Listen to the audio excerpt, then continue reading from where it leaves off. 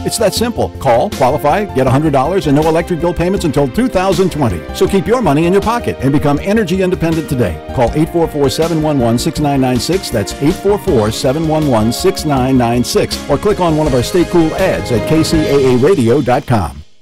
If you or a loved one was seriously injured in an accident with a semi-truck or an 18-wheeler truck, you need to act fast. I'm attorney Daniel Rudbari. I know how to fight truck companies. Call me 800-325-1454 for your free consultation. 800-325-1454. Truck accident cases are different than an auto versus auto accident. There are so many more issues involved when dealing with a truck accident case. There are federal regulations and state regulations, several different companies that may be involved. I can immediately gather the evidence, get you the medical care you need with no deductible and no copay to you, and get you the compensation and the money you deserve for your injuries. And if there's no recovery, there's no fees charged to you. I'm attorney Daniel Rudbari. I know how to fight truck companies. Call me 800-325-1454 for your free consultation.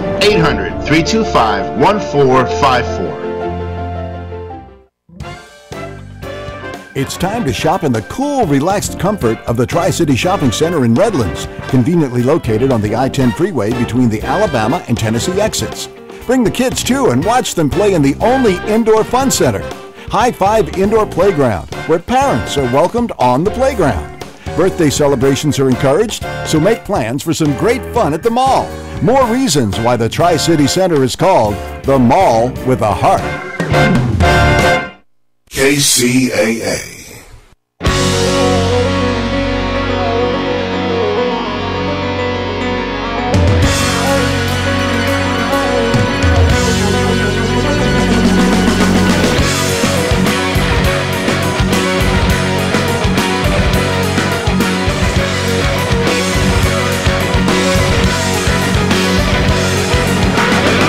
Live from the NBC News Radio broadcasting studios of KCAA, 1050 AM, 102.3 FM, and 106.5 FM. Located in beautiful sunny California, thanks for tuning into the Water Zone Show. Good afternoon, I'm Rob Sklar, along with my best friend, Mr. Chris Davies. Good afternoon, Rob. I promoted you. You did. That's right, you did. I was your second best friend last week, no? Well, you moved up 2 notches. So, hey, glad to be here, right? I'm glad you came by with the reminder because there's a short week, only 4 days. I thought it was Wednesday. Oh. So. Well, I couldn't have done the show. Even if you weren't here, I couldn't have done it because you had the microphones. That's right, I did. That's why I said when you reminded me about that, I go, oh, yeah. You're the keeper of the, not the golden microphones. What color this is? These are ruby. Yeah, ruby color. Ruby red. I like the way they sound. They're awesome. It has that, ladies and gentlemen, guys and gals, live from San Bernardino. No, we're not in San Bernardino either, but it has that nice robust Shouldn't sound. let everybody know we talk differently off the air. Yes, we do. We talk like this all the time. You say hi, Rob. I say hi, Chris. Then we use our radio voices. That's right. We practice hard at that. Anyway, it's a great day. Had a good holiday weekend. Yeah, I hope everybody did. And I know this is a busy week for you and me and everybody else. And we got a couple big industry things happening down the road. And for this month and next month and into November. Next few months we're going to be busy.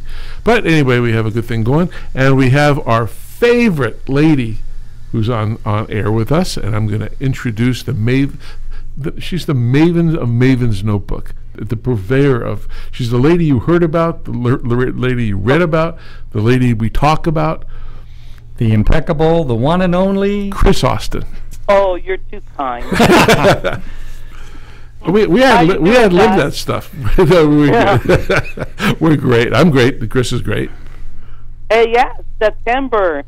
We survived the summer, right? We didn't bake too much. No, but it's supposed to be in the hundreds this weekend, starting tomorrow. Yeah, but boy, we had a nice Labor Day, though, did we? Yes, we did. Awesome. Yes, we did. I was out with the Wyland people and Disney at the at Disneyland last night. It was the what was the name of the official name of it? Was A Taste of Disney, and it was to raise money for Children's Hospital of Orange County. It was an awesome thing. Beautiful weather, great food. They even gave us liquor. Oh, wow. Which I was really surprised about, but they did. It was great. They gave us more. We went to several different restaurants. It was like a progressive kind of thing. And we started off at a place called Splits. I guess there's a bowling alley inside Disney, downtown Disney. Yeah. Then we went to Joe's Tijuana Mexican restaurant that's there. Then we went to Cattell. I think that's how you pronounce it. And then we went to Brennan's. And it was incredible food. They raised a lot of money for the Children's Hospital, so it was a great event. We're very happy to participate with that. So tell us what's going on in the world of Oroville, because I hear it's going to cost more money. Oh, yeah, like, I don't know, the Sacramento Bee posted this is the big surprise, but yeah, to build those two spillways, it's $1.1 billion. I mean, I don't know, shock, I don't know. To me, I was like, yeah. If you've been following the pictures that I post when they give their updates, there's that spillway is one tremendous structure. But what they've done with the emergency spillway is they have done a ton of work. They continued working on the emergency spillway, which is the one off to the left, while they had to keep the main one available over the winter. But they kept working on the emergency spillway, and it was just pretty much a piece of dirt with a concrete apron over the top that went down for, 20, 30 feet, and then it just dumped onto the hillside. And when they actually had to use the emergency spillway when they were having the incident, it just was washing the hill away, just terrible. And there was concern that it was going to erode down, or it was starting to cut back up the hill towards the lip, the concrete part, and they were afraid it was going to cut up to the reservoir, cut into the hillside and dump the water out. So that's when they went back to using the main spillway, but it taught them a lesson that, that emergency spillway thing is not going to work. Yeah. So, and for people to see your pictures, I want to let them know to go to www.mavensnotebook.com and they can see all those things. Yeah, there's one that, they just put out an update, I think yesterday. It was yesterday. So, they've done a lot of work on that emergency spillway. It's now, the whole hillside now has been armored and prepared if they should ever have to use it, which technically they shouldn't, but they never thought they would, and then they did, so you never know. So they've done all this work on the emergency spillway. So, I mean, it's no surprise to me. It's 2 years of work. That's two rather significant, tremendous structures. But I don't know. I guess people were shocked that it was more than just, a couple $100 million. But it's not me. It's amazing, like anything, anytime a disaster happens. It takes a long time to build stuff, but it takes very quickly to destroy it. Yeah. And another report they had out, too, this week that earlier, I think on Tuesday, is people were very shocked because, Oroville Dam has been rated unsatisfactory. Well, yeah, it has a broken spillway that we're fixing. Right. Are you surprised? Should the state say that, oh, no, it's satisfactory? I mean, and it was the only dam in California that was rated unsatisfactory, and, they're working on it. So, well, you think they would put that in the articles. They don't. Yeah, it all depends on your point of view. The people in Oroville that live around that dam, they're very unhappy with the way that things went. They're unhappy that they had to evacuate. They've been actually unhappy with DWR for decades because when they built the reservoir, they promised, that they would build campgrounds and amenities and all sorts of people would come to Oroville and the region would do very well economically. But that's not kind of how it's played out.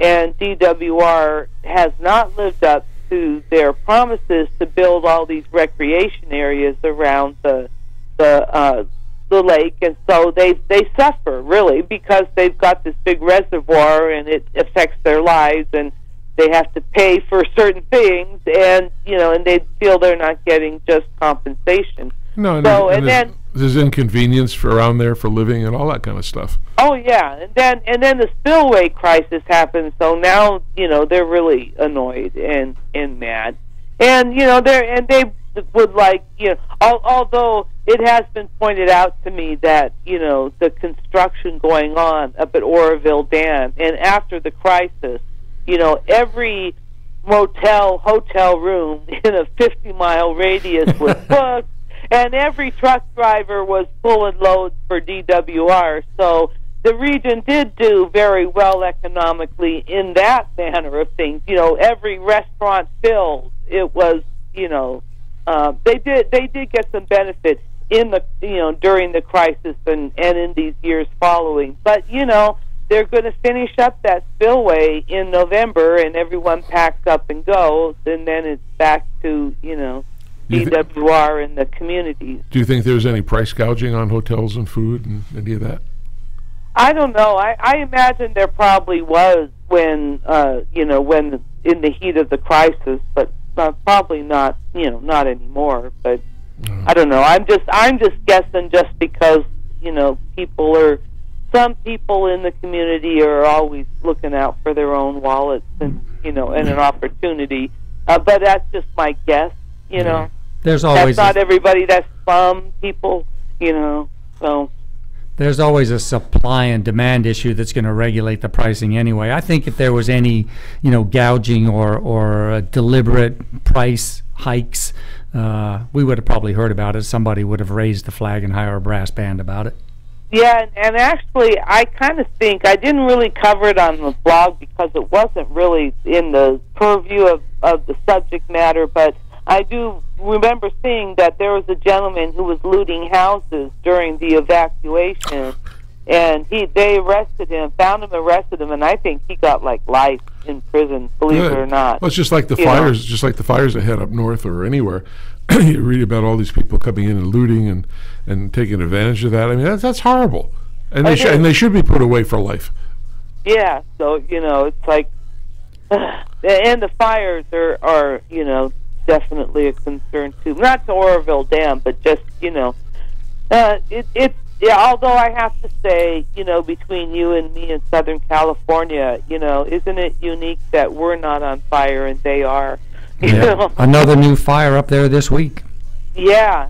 Not that I laugh at that or anything, but it's like these fires are really terrible things, and and the great thing is that the firefighters from all over pitch in. So our firefighters are up there in the north, helping out. So. It was horrible during those fires. I guess we lost 3 firemen, I believe. Yeah. Previously, yeah. Yeah, that's sad. During the summer. Yeah, that's really sad. It is indeed. So, hey, Chris, I know that during the week there was a couple of groundwater news articles that came out, and you know where I stand on that. That's a big issue for me. So there's Metropolitan. You're knee deep in that. Yeah, yes, I could see that coming on your face. There, you crack that grin. I go, here comes a joke. So I know that the groundwater banking program that Metropolitan started, I don't know, that was 20 years ago or so, had some news this week.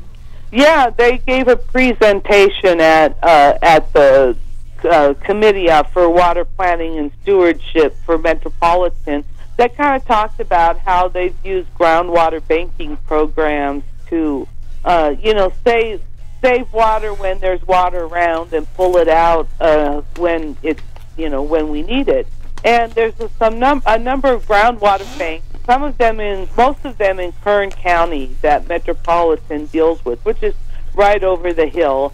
And the benefit of those Kern County ones is that they can, put the water right into the aqueduct, and it comes over the hill and right into Metropolitan system. And there's also some water banks in the Antelope Valley and in the Mojave where they don't really pump back into the aqueduct, but they do exchanges. So if, for instance, if a agency, further up the aqueduct says, I don't need my water this week, so they'll make an exchange. They'll take the water. They'll say, we'll take the water in the water bank, and the water in the aqueduct flows down to the agency. So no water actually moves anywhere. It's more of a paper exchange. Oh, I get it. So it's not it's more on paper than it is physical, because I know there's been there's an active aquifer recharge program going on in the state of California. Who manages where that water goes and when it moves and how much of it moves? Well, that really depends on the agencies involved in the project. I mean, there's a lot of emphasis and a lot of focus on that, but those are, groundwater recharge is really done on a regional or on a smaller scale, where you have a place to put the water and allow it to sink in. And it's not, you can't just do that anywhere. I mean, you need to have the right geology. It needs to be in the right place in the aquifers, because aquifers, for the most part, they don't necessarily recharge everywhere in the basin. There are oftentimes areas, like I know in Southern California, a lot of those areas for recharge are really at the base of those mountains, at the base of the San Gabriel and up towards that end.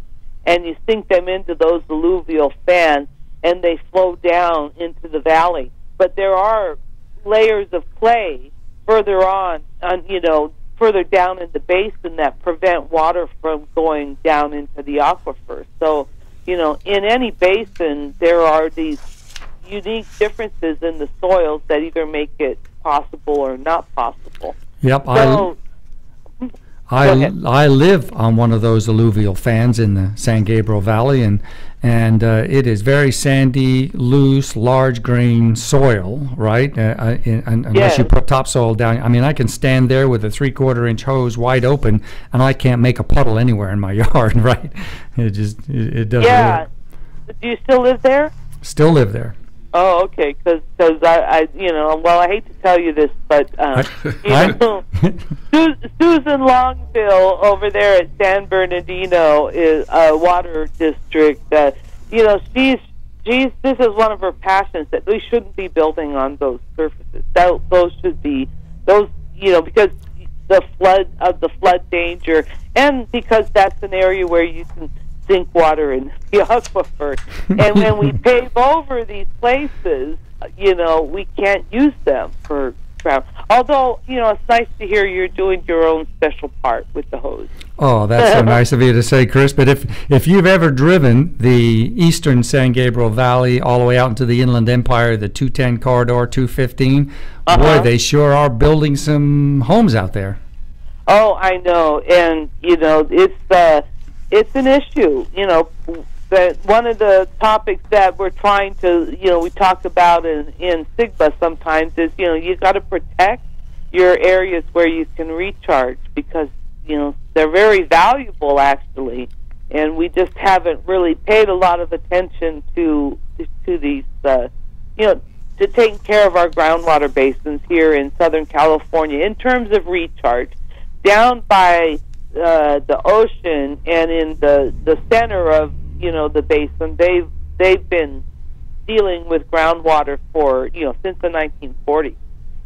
They've done some really amazing things with fighting back seawater intrusion, because these groundwater aquifers do down by the ocean, they do interface with ocean water, and there's a pressure that sort of keeps the ocean and the ocean water in the ocean and the fresh water in the aquifer.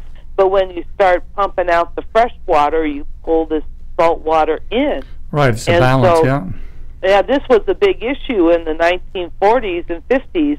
And so what they came up with is they sunk some wells out near the coast, and they started pushing in fresh water to combat, to push out the seawater.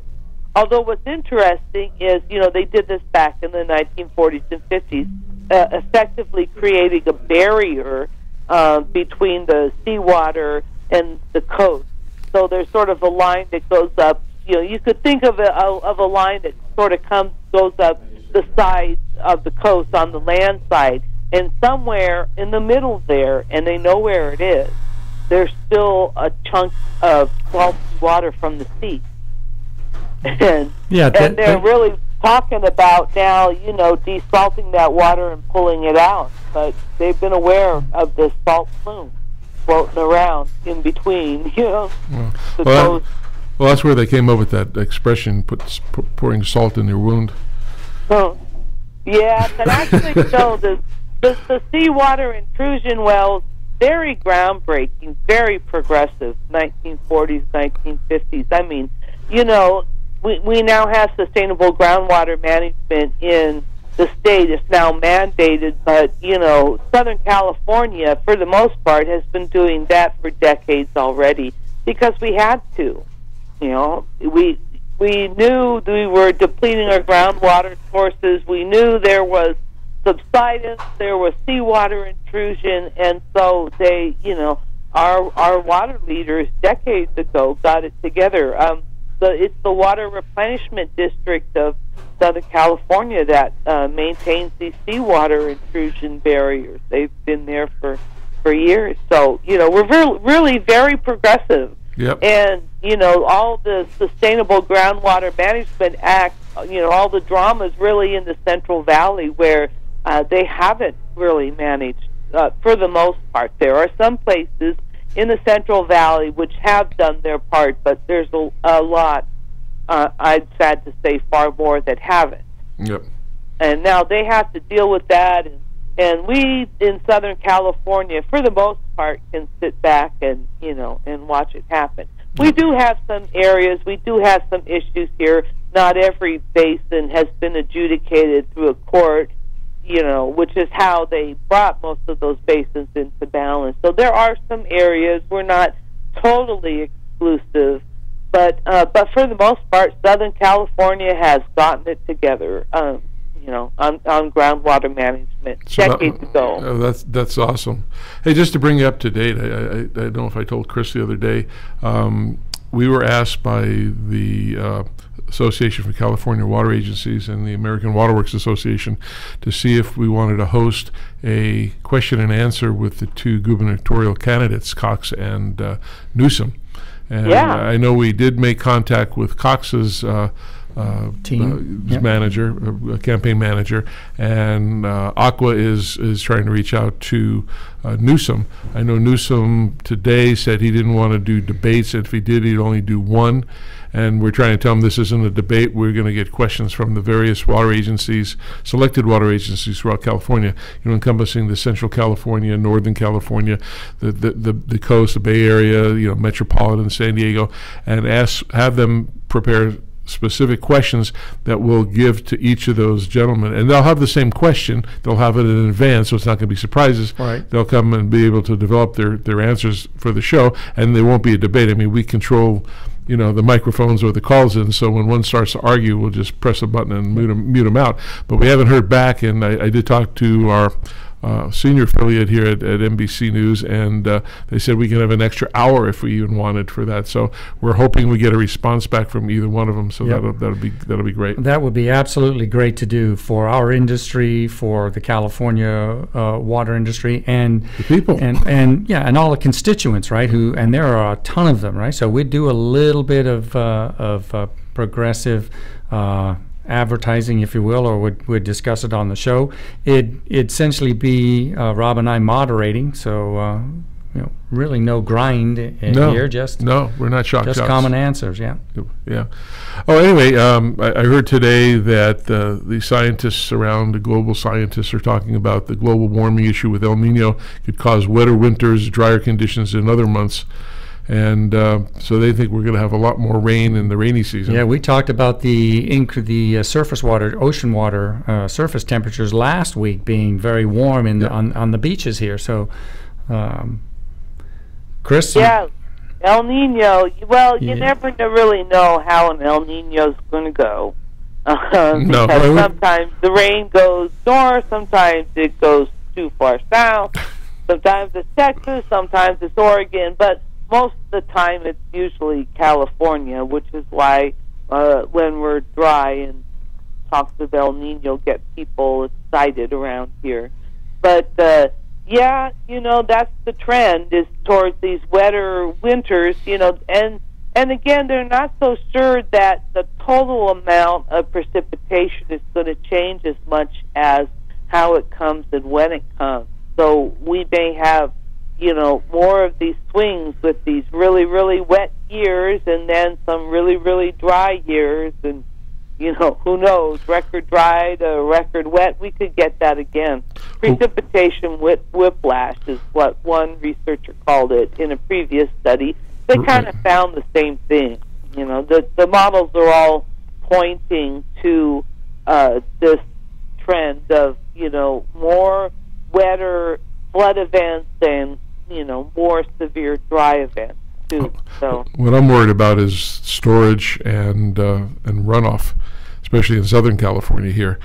90-some% of the water during rain just goes out to the ocean, and I sure hope. Yeah, they're really trying to do something with the stormwater, and a lot of places there are some really good programs going on, especially down in Orange County, and they have a rubber dam that they put across the Santa Ana River, I think up towards the foothill area, where when it rains, they kind of slow down and hold back the water and sink it in, because rivers are a great place to sink water into the aquifer, because that's part of what they do. I saw a lot of algae on the Santa Ana Trail this past weekend. I mean, it's just green sludge. Yeah, that's in there, and they need to treat that and get that taken care of. I certainly want to see more progressive movement into taking care of this stuff. Yes, Orange County's I think they're doing a good job. They're smart people, but I still worry about a lot of water just running off down to the ocean. And and that's why I wanted to see the two gubernatorial candidates on the show, so we can ask them point blank, what's the top priorities in California? Name me the top 3 issues that they're going to work on. I want to see where water stands and what their views are. I don't know as a citizen. They all seem to talk around the issues and give the typical answers, but we don't get the meat of it. Well, the whole subject would be not canned answers, right? Right. We want to know specific, and the show would be specifically for water questions. Yep. But absolutely. Well, that sounds great. I hope you can talk them into it. Yeah. All right. Well, we're getting up to our time for a break, and then we have a wonderful guest coming on after you, Chris. And I guess we will. Well, I know we will talk to you next week. Okay. You have an excellent week, and don't forget, people. Go to mavensnotebook.com. You'll find out more about California water news than you ever want to know. And if you want to help support her, please do so. Give a donation. She's a wonderful person. Thanks, Chris. Have a great week. Thanks. You too. Good evening, guys. All right. We'll be back in just a couple words from our sponsors.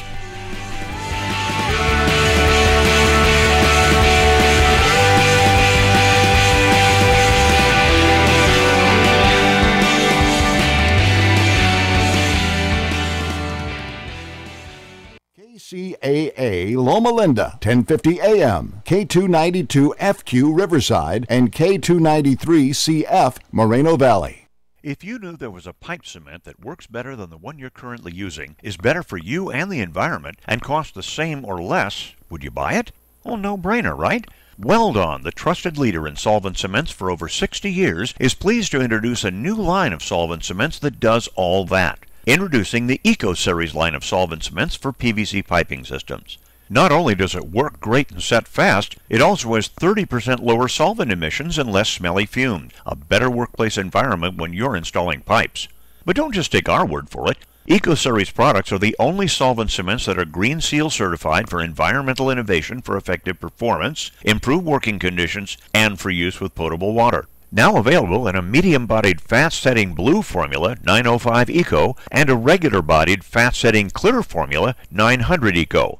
Pick up a can today from your local distributor and see, smell, and feel the difference, just like Joe Sweat, president of Sunrise Irrigation, did. He said, after using Weldon's 905 Eco, we immediately noticed the application was smooth and there was noticeably less odor than other blue solvent cements on the market.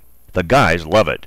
To learn more about Eco Solvent Cements from Weldon, visit the website at www.weldon.com or call the Technical Service Hotline at 877-477-8327. That's 877-477-8327.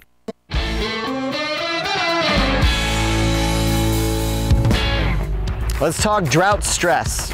No one likes burnt plants or grass, especially your customers. So when it's hotter than a tin roof in Tallahassee, what are you gonna do? Water the problem away? Not only does that abuse a vital resource, it's illegal in many cities. Here's a quick and easy solve that won't get you in trouble with Mother Nature or Johnny Law.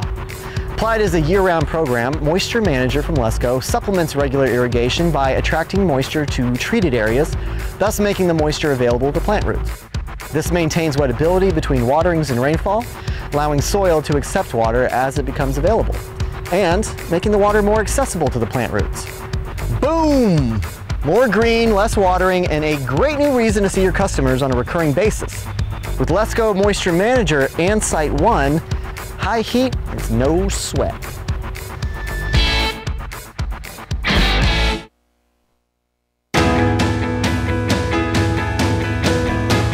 Welcome back to the second half of the Water Zone on KCAA, and hope everybody's having a great day.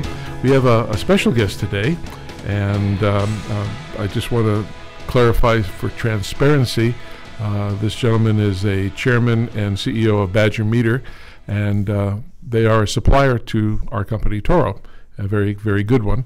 So I just want to say that ahead of time.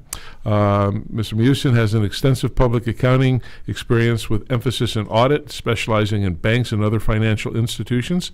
He has been the chairman of Badger Meter since April 23rd of 2004 and its director since 2001. He served as the chairman of Milwaukee Public Museum. He serves as the director of Goodwill Industries of southeastern Wisconsin. And Mr. Mewson serves as the director of the, if I'm pronouncing this right because I don't live out there, the Menasha Corporation and First Wisconsin Bank and Trust. He's also a member of the Wisconsin and American Institutes of Certified Public Accountants. He serves as the president of the Boy Scouts of America, Milwaukee County Council. He received a certified public accountant certificate and in '78. I'm not trying to date him. He's a young guy. Mr. Mewson received a bachelor's degree in accounting from the University of Wisconsin, Whitewater, and an MBA from the Kellogg Graduate School of Management at Northwestern University. A Kellogg man. Yes, that's certain special. So I'd like to welcome Rich to the show. How are you, Rich? Very good, Rob. Thank you. Thanks. I appreciate you coming on the show.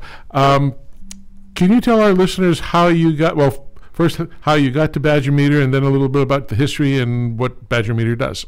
Sure. I was a Milwaukee boy, born and raised, and as I worked my way through my career and up the corporate ladder, I was looking for an opportunity to run a company.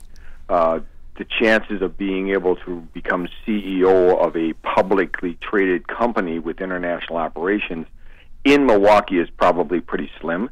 And when I decided to make a move, my wife said, "I'll let you look for 3 months, and if you don't find anything, then I'll consider moving. But otherwise, you may have to move without me." So I was fortunate. The opportunity came up to come into Badger Meter.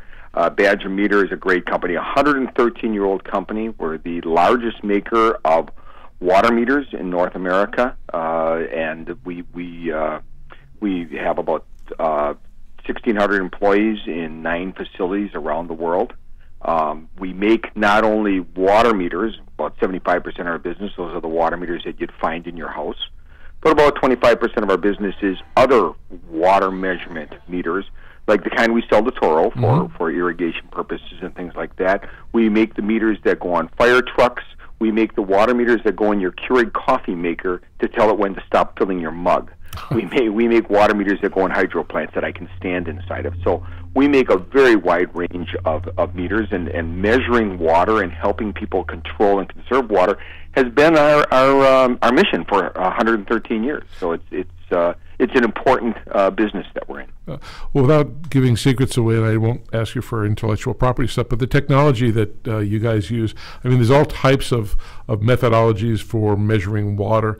Yeah. There's the paddle wheel, there's a Wheatstone bridge, there's ultrasonic. Is there new things in the horizon? I'm not asking you. No, it's a good question, and I'll gladly talk about it. Obviously, right now, I would say there's about a dozen commercially viable ways to measure water. And it's terms that a lot of people wouldn't understand: positive displacement meters, velocity meters, Coriolis mass meters, all of these different things. And my company makes just about all of them.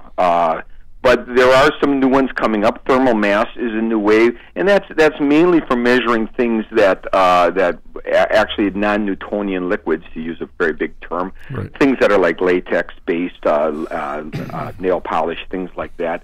There scientists are working on, but they're not really viable, using sonar to measure water, using lasers to measure water. So there are other things that are being developed. But right now, I would say the most exciting thing in water measurement is that for 100 years, that device that has been in a pit in your front yard or maybe in your basement that measured your household water was a mechanical device. And as the water flowed through, it spun. Right. And all those mechanical devices, as they spin and the gears wear, they lose their accuracy. So a water meter that you own on your house that's 15 years old is probably only measuring about 90% of the water that you're using. So, which means if the water utility says, "Hey, good news, we're going to give you a brand new water meter," you should slam the door and hide. Because well, yeah, you have lower payments because you use less water. You're getting a bargain. But what's exciting now is that we've been able to, not just us and our competitors, the industry has been able to develop electronic means of measuring water using ultrasonic and magnetic meters. Now, 20 years ago, if I had suggested that to my engineers, they would have said to me, the batteries are not strong enough, the electronics are too big, they're too expensive. Well, we all know what happens with electronics. We've seen it with our cell phones. Right. Things have gotten smaller, batteries become more powerful. We now are able to put solid-state meters, no moving parts, that use ultrasonics or magnetic technology to measure the flow of water in your basement, and on a meter that will last for 20 years. That's pretty exciting because that holds its accuracy for the whole time. It will always tell you 100% of the water you're using without losing accuracy. Homeowners might not like that, but certainly the utilities really love that. Absolutely. I came from prior to Toro, working at Emerson.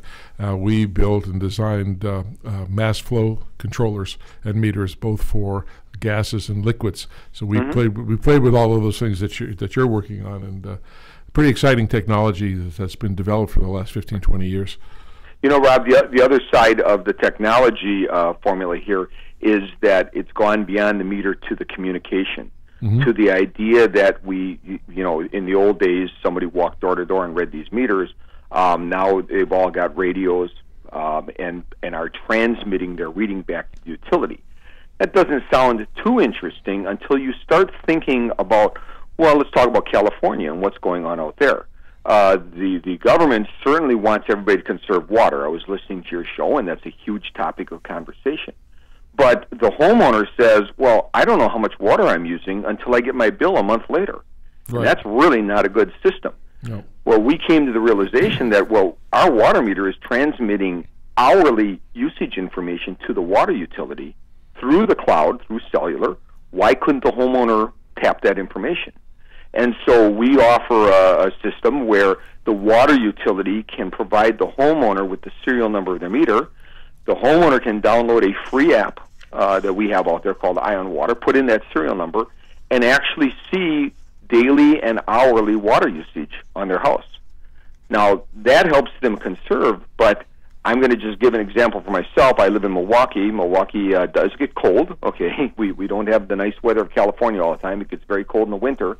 I do spend some time in Florida, and when I'm down in Florida, all of a sudden I look at my Ion Water app, and I see my house suddenly started using a lot of water. Well, you know what that meant? A pipe burst. Yeah. Something frozen burst, and I got a plumber over there, and they fixed it right away before it wasted a lot of water. So identifying those leaks, eliminating the waste, that's what particularly the California utilities are interested in. They want the homeowners to be able to say, wow, I think I've got a leak here and I need to fix it. Well, that's definitely what's needed because, I have a friend of mine who used to do the show with us, Mike Barron, and he would always tell the story that when you go and get gasoline, you're standing there watching the meter as you're filling the tank so you can see instantaneously. Unlike your water bill, who comes once a month or every 2 months, and you'll never know until the end of it. And I'm sure you know better than me, most people don't know how to read the water meter anyway. Right. So, so getting a nice chart that shows you, and I'm looking at my chart right now for today. I can see exactly when I got up and took a shower and how many gallons of water I used for that shower. I can see when my wife was doing the laundry and how much water was used for that. So that kind of information is really useful. Yeah. It's hard for utilities. This is Chris. Welcome to the show, by the way, Hi, Rich. Chris. Hey, so it's sort of polar objectives, right, for California utilities and other states in the country, I'm sure, to try and emphasize conservation with their clients and not give them the opportunity to see what they're using, on a daily basis, right? So you're saying, hey, I want you to conserve water, but we're not going to tell you until the end of the month or 2 months later whether you've succeeded or not, right? So it's it's like the old cookie as a kid, right? You're exactly right. The other thing that I've run into in my career, and I am older. I don't mind admitting that. I'm kind of proud that I've lived as long as I have, but I'm in my mid-60s, and so I've had a long career. Oh, that makes Rob and I proud then, because we're in the same boat. Good. So and remember, it's not the years, it's the miles that really wear on you. So, absolutely. But one of the things I found interesting is I was speaking to a group of water utility managers at an AWWA event. And one of the water utility managers said to me, my job is to sell water, and you're telling me that I should convince my customers to use less water. And I was just shocked that I was even asked this question. And I said to him, well, let me first suggest that if you believe your job is to sell water, you've got a big problem, because I think you're wrong. Your job is not to sell water. Your job is to meet your community's water needs. Now, you can do that by selling them more water, or you can do that by getting them to conserve. Right. And if you don't even have the water to sell, you failed in your job because you've not met their needs.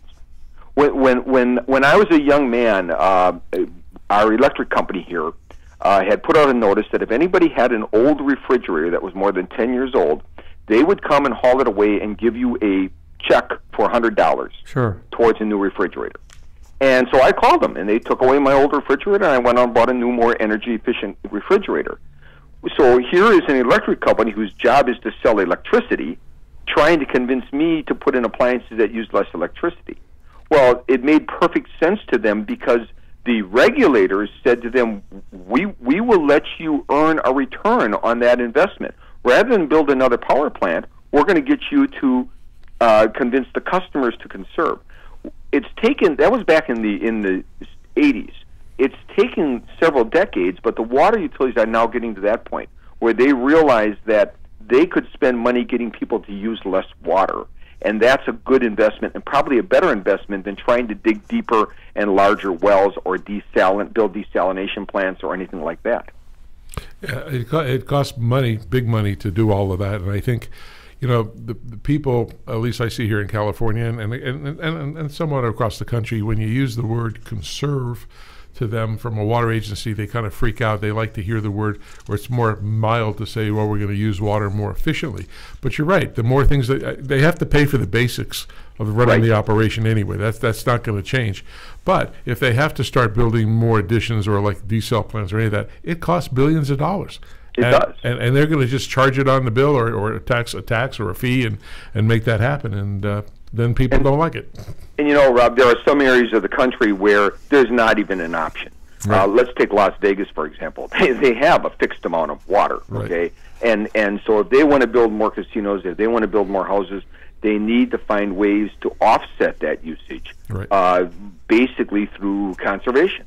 And when Pat Mulroy was the head of the Las Vegas water utility, she did a very brilliant thing. She started a program where they would pay people, and I think it was like $14 a square foot to rip out their lawns and replace it with stone.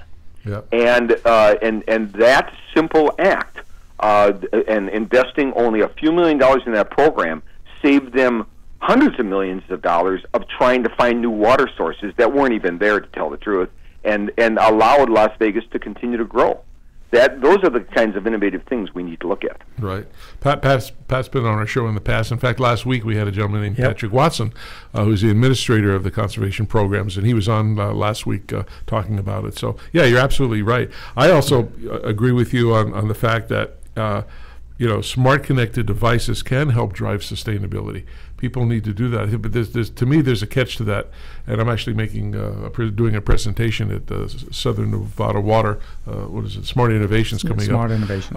About that. The most scary thing is people have to be able to trust a system, and then you have to worry about security. Those are the two main things when you have products, and manufacturers are all willing to get aboard to do this. Right. I mean, I see a lot of interesting things of people making, like for us, we have irrigation controllers and everything else. And they have an ad on AT&T where this father is sitting up at his cabin and his son's leaving the home, and he says, "Hey, you're supposed to be here." He says, "Oh, I'm running late." The father says, "Did you shut the lights off?" And he says, "Oh, yeah, I did." Well, he actually didn't. The father presses the button and turns it on. But it gets into now the sprinkler system. You can lock the doors and do all these remote things. But I can't vision myself on a vacation, a romantic vacation with my wife, and she says, "Hey, what are you doing?" I said, "Oh, I'm checking my irrigation system to see if it comes on." Now, hopefully people realize when you get a smart irrigation system, that should be able to do that and take that over. But I think those are the two things that are important. I also heard, not change subject, but I heard a rumor that many of your engineers are musicians, and you like that very much. It's a very strange thing. I was shocked because I'm not a musician, and I'm not an engineer, by the way. I came up the accounting, the finance side of the business. But I was surprised, and I first realized it when I found out that a bunch of my engineers had formed a jazz band. And I started to look into it more, and a large number, a very strange large number of my engineering staff were musicians.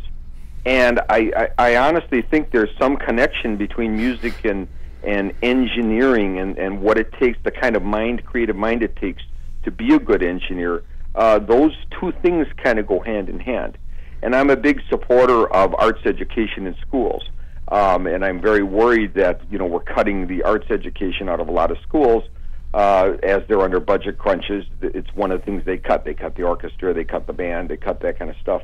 And I worry about what that does to us as a country down the road, because we've had a formula for 200 years that has worked pretty darn well of educating our kids and generating the most creative people on earth. Okay, I think Americans have repeatedly shown that they're the most creative people on earth, and I don't know what causes that high level of creativity, but I'm starting to think that arts education and some of the things we might be thinking about cutting out of school could have something to do with that. And I worry about maybe 20 years from now we won't be as creative as we are. Yeah, because we're tilting that balance. Yeah. We are. We're messing with a formula that works pretty well. Maybe I can probably get a job at his place. You a musician? Rob is an engineer and a musician. He's both. So there's another one. See. Not to brag, I have 7 gold records. Years ago, but my degrees are electronics and physics. But you're right. I think for me, I'll just echo on that. I was impressed by that comment when I was reading about it, because I feel for me, doing music when I was much younger, got me to be more creative. It got me to be able to stand up in front of a crowd and converse and have a nice discussion with people, and you're not afraid anymore. But it makes you mind. It makes your mind think. I know every night I go home. I do have a recording studio in my house, and every night for at least 2 hours minimum, I go in there before I go to sleep. I shut the door, put the headphones on because my wife doesn't want me to turn on all the stuff. It'll be too loud, and I play. And I go to bed, and I get up the next morning. I'm refreshed. My brain's things, but I just like to think, and I'm quick. I guess they call me stick and move at work, because I give me a project, to get it done, move on to the next thing. But it stimulates you, and I'm very saddened by how they're cutting all of these different programs out of schools, even the basics of automobile repair and things like that, where I think it's important. Not everybody's geared to go to college. That's right. And they need the opportunity to do that. Unfortunately, most parents disagree with that statement. Yeah. And the problem is that every president since Jimmy Carter has said every child must be able to go to college. Well, what they always mean is if a child has the ability to go to college, money shouldn't stand in the way, and they should be able to go to college. Right. But what parents heard every time that was said is, if my child doesn't go to college, I'm a bad parent. Yeah. So every parent thinks their child should be college bound.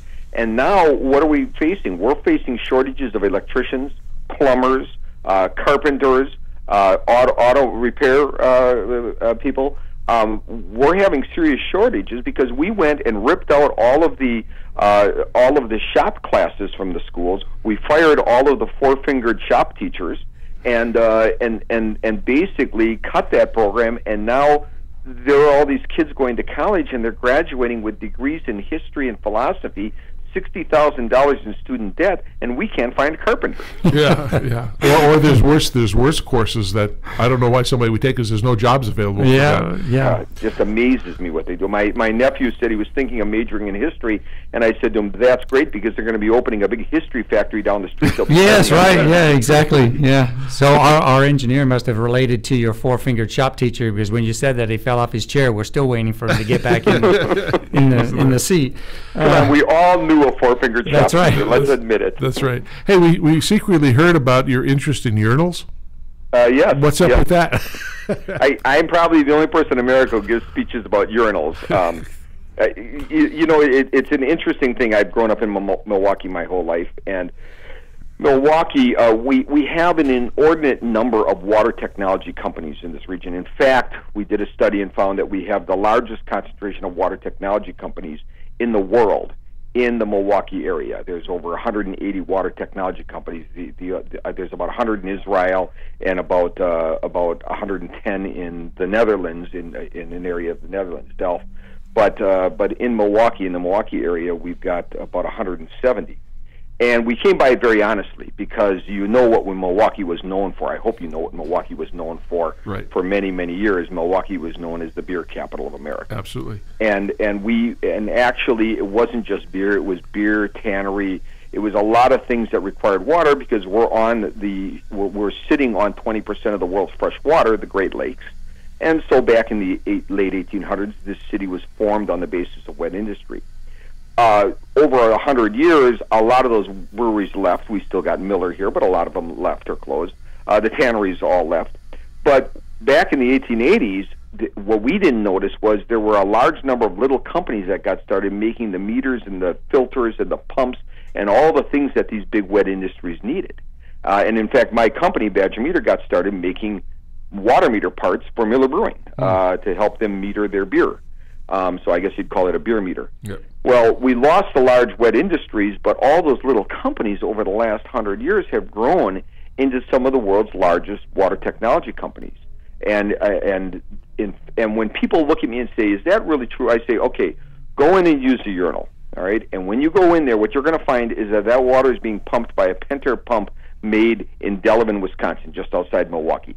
Being metered by a Badger water meter made in Milwaukee, Wisconsin. It's then going through a Zurn valve, and Zurn is headquartered here in Milwaukee. It's then going through a Kohler urinal, and Kohler is in the Milwaukee area. It's then being cleaned by an Evoqua water filter made in Waukesha, just outside of Milwaukee. And, gentlemen, if you do what you're supposed to do when you're done using a urinal, which is wash your hands, you're using hot water heated by A.O. Smith, a Milwaukee company and the largest maker of water heaters in the world.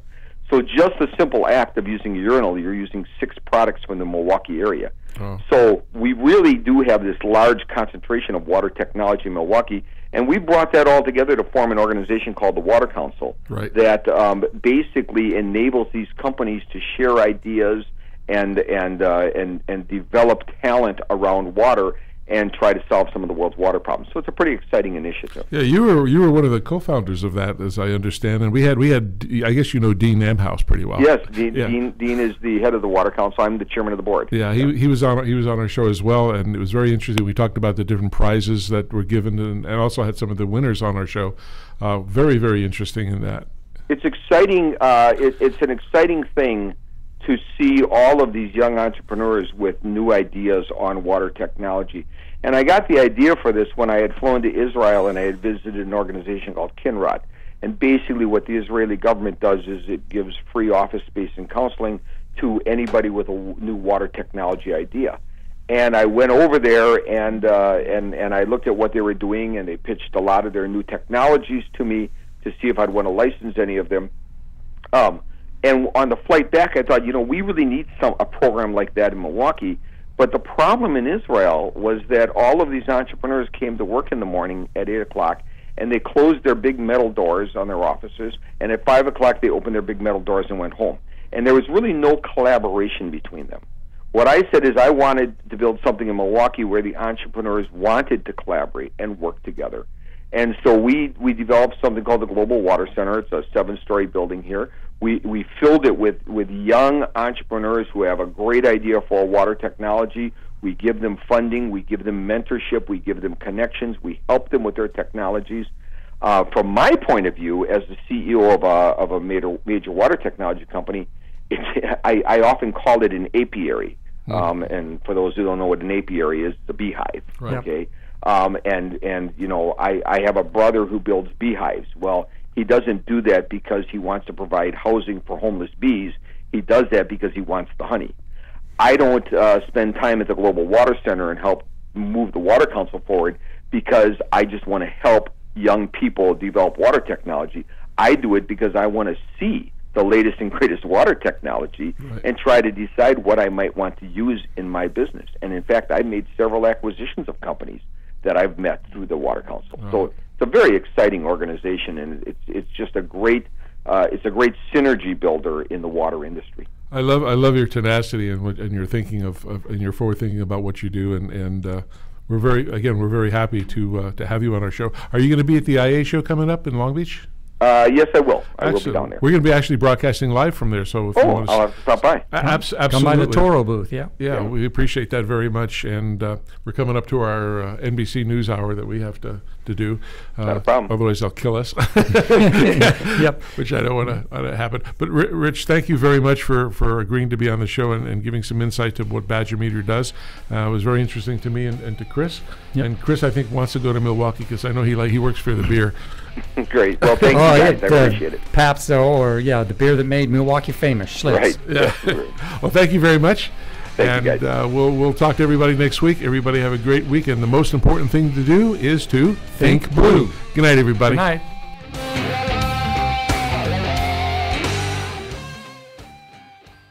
KCAA Loma Linda, 1050 AM, 106.5 FM, and now 102.3 FM.